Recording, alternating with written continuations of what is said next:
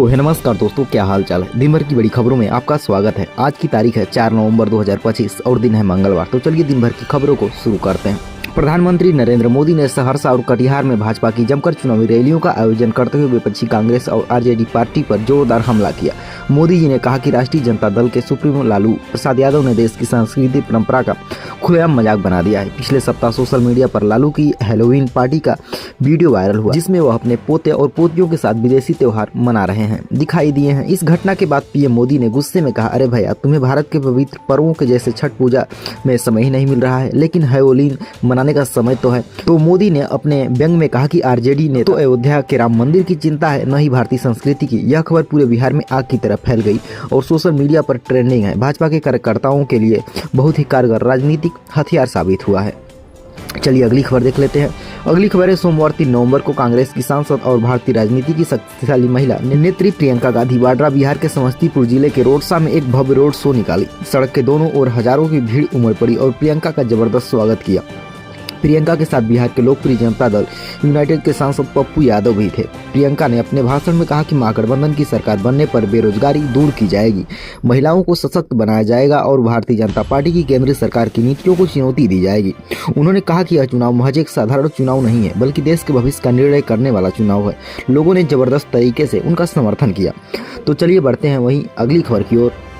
अगली खबर है बिहार की चुनावी हिंसा पर तेल डालते हुए 3 नवंबर की दोपहर को शाहपुर इलाके भाजपा और राष्ट्रीय जनता दल के समर्थकों के बीच जबरदस्त संघर्ष हुआ। दोनों पक्षों के लड़के लाठी डंडे से लेकर लड़ाई करने पर उतर आए, एक दूसरे पर हमले करने लगे। पुलिस को अपनी संपूर्ण शक्ति लगानी पड़ी ताकि दोनों पक्षों को अलग किया जा सके। इस घटना का वीडियो भी सोशल मीडिया पर वायरल हो गया। चुनाव आयोग ने इस मामले में कार्रवाई करने का आदेश दिया है। ऐसी खबरें बिहार की कानून व्यवस्था को लेकर काफी ज्यादा गंभीर सवाल उठाती हैं। तो चलिए अगली खबर देखते हैं। अगली खबर बिहार में महिला सशक्तिकरण मुख्यमंत्री महिला रोजगार योजना का जबरदस्त प्रभाव पड़ा है। बिहार सरकार ने महिलाओं के जीवन को बदलने के लिए जो मुख्यमंत्री महिला रोजगार योजना शुरू की है, वह अब तक 1.5 करोड़ महिलाओं तक पहुंच गई है। इस योजना के तहत सरकार ने पहले चरण में लगभग 1.5 करोड़ महिलाओं को 1 लाख रुपए तक की सहायता राशि सीधे उनके बैंक खातों में जमा की है। अब बाकी बची हुई पात्र महिलाओं को दिसंबर 2025 तक यह राशि दी जाएगी। योजना के अंतर्गत जो महिलाएं इस राशि से अपना छोटा व्यवसाय शुरू करती हैं, उन्हें आगे चलकर 2 लाख रुपए तक की अतिरिक्त सहायता भी दी जाएगी। यह एक दान या कर्ज नहीं है, बल्कि पूरी तरह से मुफ्त सरकारी सहायता है। महिलाएं किराना स्टोर, फल सब्जी की दुकान, खिलौनों की दुकान या कोई भी अन्य रोजगार शुरू कर सकती। इस योजना से महिलाओं के लिए आत्मनिर्भरता का सपना सच हो रहा है। तो चलिए अगली खबर की ओर बढ़ते हैं। अगली खबर भारतीय किसान संगठनों के लिए खुशखबरी है। प्रधानमंत्री नरेंद्र मोदी ने बिहार के किसानों के लिए पीएम किसान सम्मान निधि योजना में एक अतिरिक्त 3,000 रुपए की वृद्धि की घोषणा की है। इसका मतलब यह है कि अब बिहार के प्रत्येक पात्र किसान को केंद्र सरकार की ओर से कुल 6,000 रुपये और बिहार सरकार की ओर से 3,000 रुपये, कुल मिलाकर 9,000 रुपये वार्षिक मिलेंगे।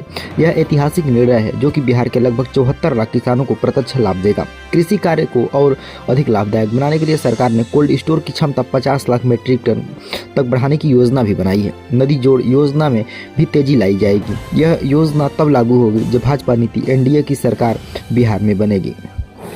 लेकिन आप लोग किसका सरकार बनाना चाहते हैं, कमेंट करके जरूर बताइए।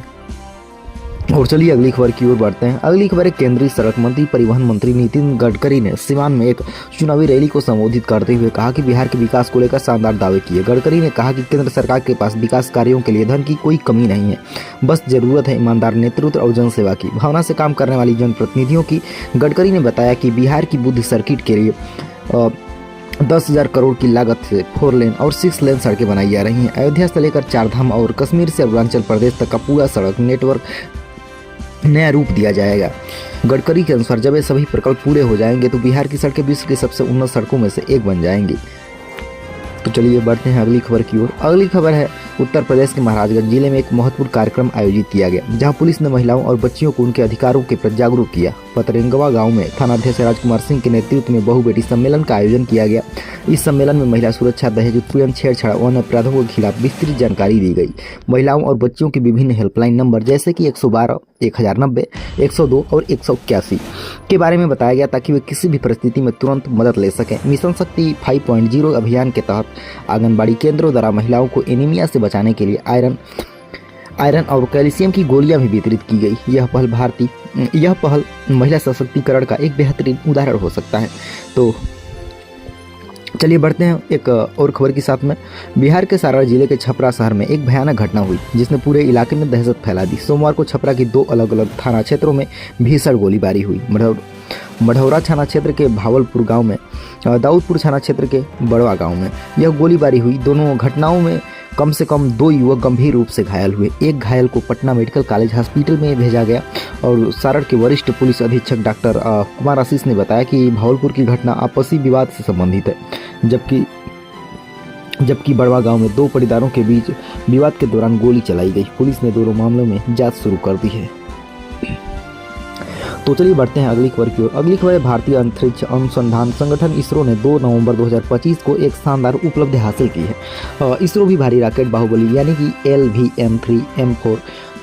LVM-3 ने श्रीहरिकोटा से रवाना होकर भारत के सबसे भारी संचार उपग्रह CMSO3 को अंतरिक्ष में सफलतापूर्वक स्थापित कर दिया है। यह उपग्रह लगभग 4400 किलोग्राम वजनी है। इस उपग्रह को भू स्थिर स्थानांतरण कक्षा GTO में स्थापित किया गया है। यह उपग्रह भारत के साथ साथ विशाल महासागरीय क्षेत्र की दूर संचार सुविधाओं को बढ़ाने में मदद करेगा। इस मिशन की सफलता भारतीय विज्ञान और प्रौद्योगिकी के लिए गर्व की बात है। प्रधानमंत्री ने इसरो के सभी वैज्ञानिकों को बधाई दी। तो चलिए बढ़ते हैं अगली खबर की ओर। अगली खबर है भारत के विकास को नई दिशा देने के लिए प्रधानमंत्री नरेंद्र मोदी ने 3 नवंबर 2025 को भारत मंडपम नई दिल्ली में एक विशाल विज्ञान और प्रौद्योगिकी सम्मेलन का उद्घाटन किया। इस अभिनव सम्मेलन में 3000 से अधिक प्रतिभाशाली व्यक्तित्व, नोबेल पुरस्कार विजेता वैज्ञानिक और उद्योगपति शामिल हुए। इस सम्मेलन के दौरान PM मोदी ने रिसर्च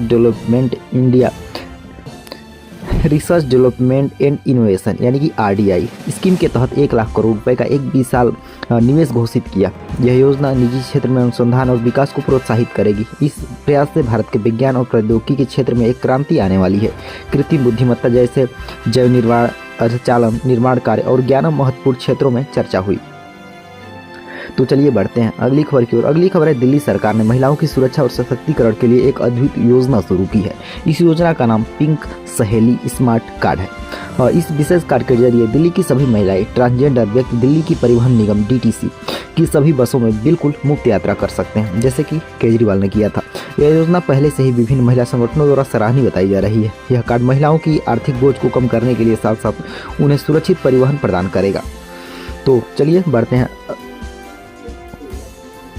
बढ़ते हैं अगली खबर की ओर। अगली खबर है बिहार सरकार की ओर से शिक्षा विभाग की सभी योजनाओं की एक महत्वपूर्ण समीक्षा 11 नवंबर को दी जाएगी। इस समीक्षा बैठक की अध्यक्षता बिहार सरकार के मुख्य सचिव द्वारा दी जाएगी।